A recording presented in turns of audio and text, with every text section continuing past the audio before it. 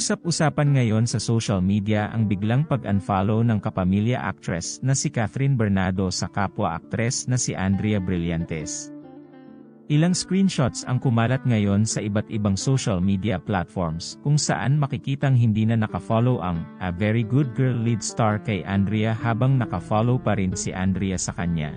Kung titingnan ang following list ni Catherine, ay hindi makikita ang account ni Andrea na Blythe. Subalit kung bibisitahin naman din ang Instagram account ni Blythe ay nakafollow naman ito kay Catherine.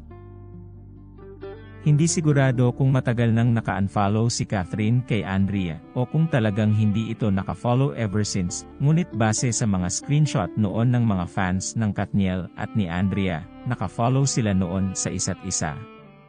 Matatanda ang marami sa mga supporters ng Katniel at ni Andrea ang umalma sa ibinalita ng talent manager na si OG Diaz, hinggil sa diumanoy hiwalayan ng isa sa mga hinahangaang love team sa Philippine showbiz, at ang diumanoy dahilan ay ang aktres na si Andrea.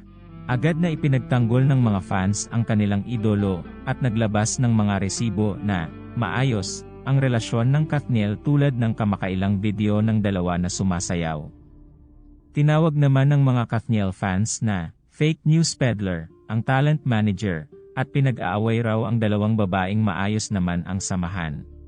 Pumalag naman si OG, at sinabing ibinalita lang naman niya ang nasagap niyang chika, at kahit siya mismo, umaasam daw na hindi ito totoo at kumpirmado. Wala kayong dapat ipamukha sa akin.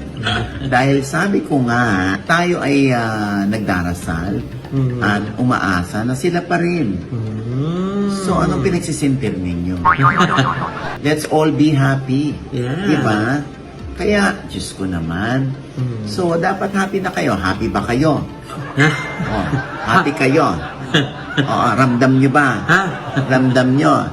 Diba? Naramdaman nyo naman. Oh, kung naramdaman ninyo na okay sila, edi everybody happy. Yan. Oh, anong issue? Diba? Unang-una sa lahat, nabalitaan namin.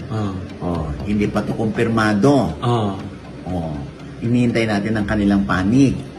Kung ano sasabihin nila. Malabo ba yun? Yun ang mga una naming sinabi. Ito naman ang mga iba't ibang komento ng netizens sa isyong ito. Baka may gagawin silang project. Lumalamig na kasi, kaya nagpainit muna sa iba. Usapan na lang nila yan gumagawa ng eksena para pag-usapan. Pinag-aaway yung dalawa, sino kaya nasa likod nito? Sa kabila ng mga ingay na ito, ay wala pang pahayag ang kampo ng Katniel at ni Andrea tungkol sa issue.